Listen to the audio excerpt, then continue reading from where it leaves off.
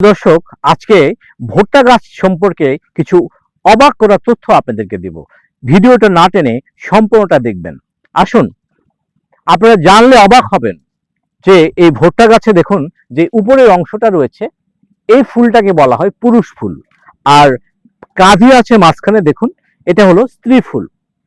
আরো জানলে অবাক হবেন যে এই যে পরাগায়ন, পুরুষ ফুল থেকে স্ত্রী গাছের পরাগায়ন, স্ত্রী ফুলের পরাগায়ন, এই পরাগায়নটা কিন্তু কোনো মৌমাছি এবং প্রজাপতির মাধ্যমে হয় না, সম্পূর্ণ বাতাসের মাধ্যমে হয়।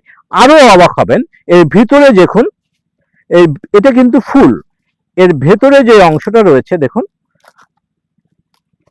এই যে হলুদ অংশটা রয়েছে, এটা কিন্তু একসময় প্রত্যেকটি দানা একসময় একটা করে ফুল ছিল, এখন ফলে পরিণত হয়েছে।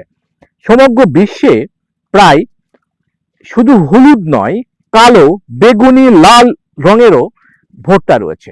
প্রায় ৯,০০০ বছর আগে মেক্সিকোতে এই ভুট্টার আবাদ সর্বপ্রথম শুরু হয়েছিল। আরো জানলে অবাক হবেন, এই ভুট্টাকে শুধু খাবার হিসেবে নয়, এটাকে আরো খুবই গুরুত্বপূর্ণ দুইটি কাজে ব্যবহার করা হয়। এই ভুট্টা থেকে ইথানল নামক এক ধরনের তেল তৈরি করা হয়, যেটা আমাদের স্বাস্থ্যের জন্য ভালো। এবং এই ভুট্টা থেকে পরিবেশ বান্ধব প্লাস্টিক তৈরি করা হচ্ছে।